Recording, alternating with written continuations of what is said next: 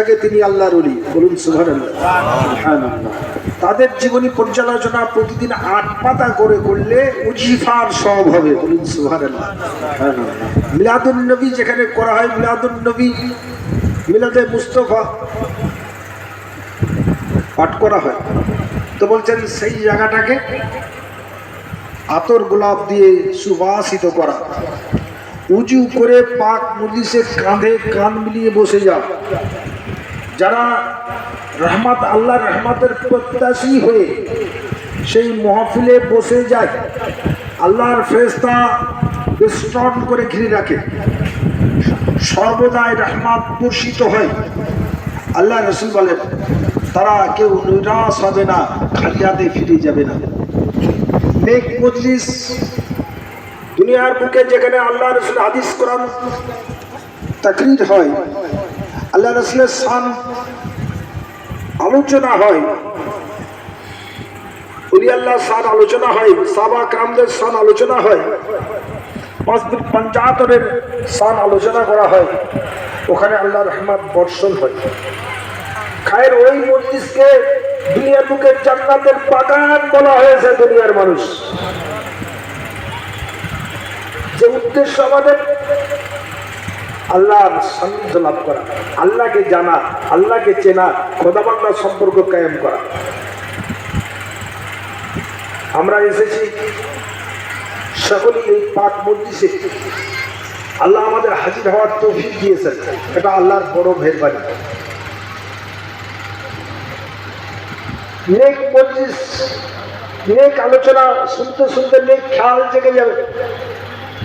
যত সময় এই জান্নাতের বাগানে মানুষ বসে থাকবে, তত সময় নেকির ফেরেশতা নেকি লিখতেই থাকবে। প্রতির ফেরেশতা কদম তুলে তুমি খাইরা ইয়ারা। এক সস্তা পরিমাণ নেকি কমে গেলে জাহান্নাম হবে, আর এক সস্তা পরিমাণ নেকি গুনাহের চেয়ে বেশি হয়ে গেলে জান্নাত মিলে যাবে। বলুন সুবহানাল্লাহ। এক সস্তা পরিমাণ নেকি যদি কমে যায়, স্ত্রী স্বামীকে স্বীকার করবে না, কি আমাদের নবী বলেছেন, মা সন্তানকে স্বীকার করবে না, সন্তান মাকে স্বীকার করবে না, স্বামী কারো হবে না। রোজ কিয়ামতের মাঠে যেদিন এই সূর্য আধা হাত উপরে আসবে, একই সূর্যের 10টি মুখ হবে, পৃথিবী পুরো তামা হয়ে যাবে, মস্তক বলে জমিনের উপরে পড়বে, সেদিন সকলেই ইয়া নফসি ইয়া নফসি করবে, না দুই হাবলি উম্মতি ইয়া রাব্বি হাবলি উম্মতি। যারা আল্লাহর হয়ে যায়, আল্লাহ তার হয়ে যায়। উর্দু দোসরি খুতবায় পড়া হয়, দোসরি খুতবায় মানসাবাল মাগফিরাত নওয়ারা কুলুবা আলিল মারফাত বে ফায়দানে আনওয়ারে লা ইলাহা ইল্লাল্লাহু মুহাম্মাদুর রাসূলুল্লাহ। দুনিয়া এসে যারা ইলমে মারিফাতের পথকে অবলম্বন করলো, আল্লাহ রব্বুল আলামিন বলেন রোজ কিয়ামতের মাঠে আল্লাহর আরশের ছায়াবাদ রেখে কোনো ছায়া থাকবে না, ওই ছায়ায় থাকবে আল্লাহর প্রেমিক, আশিক, নবী প্রেমিক, ওলি আল্লাহর প্রেমিক, নেক লোক।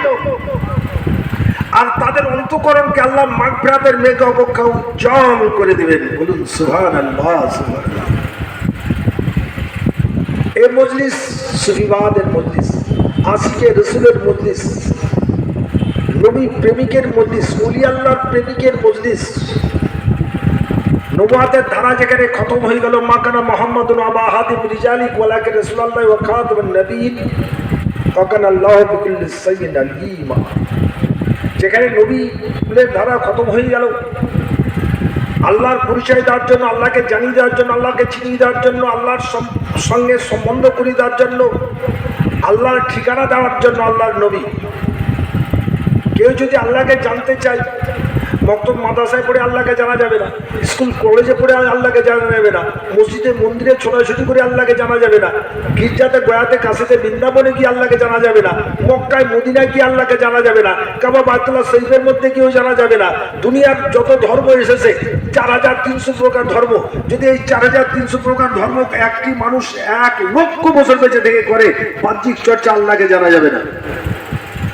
আল্লাহকে জানা, আল্লাহ যেমন অদৃশ্য মহাশক্তি, যাকে চর্ম চক্ষুর দ্বারা দর্শন করা যায় না, পঞ্চ ইন্দ্রিয়ের কোনো অনুভূতি দ্বারা অনুভব করা যায় না, যে আল্লাহর সম্পর্কে জগতে কোনো আলেম ওলামা মুফতি মুহাদ্দিস কেউ ধারণা দিতে পারবে না, দার্শনিক বিজ্ঞানিক পণ্ডিত কেউ ধারণা দিতে পারবে না, তান্ত্রিক পুরোহিত কেউ ধারণা দিতে পারবে না, সেই আল্লাহর পরিচয় দিবেন নবী।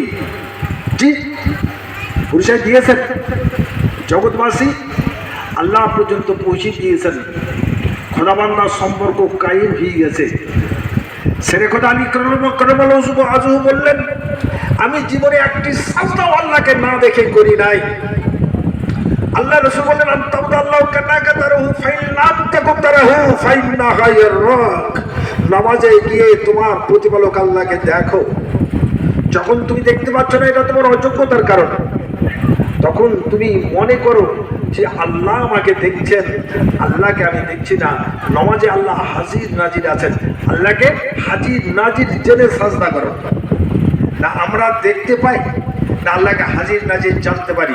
আরে আপনি আমি পারি না, জগতের কোনো আলেম ওলমাও পারে না, কোনো অবস্থার মধ্যে দিতে পারে না।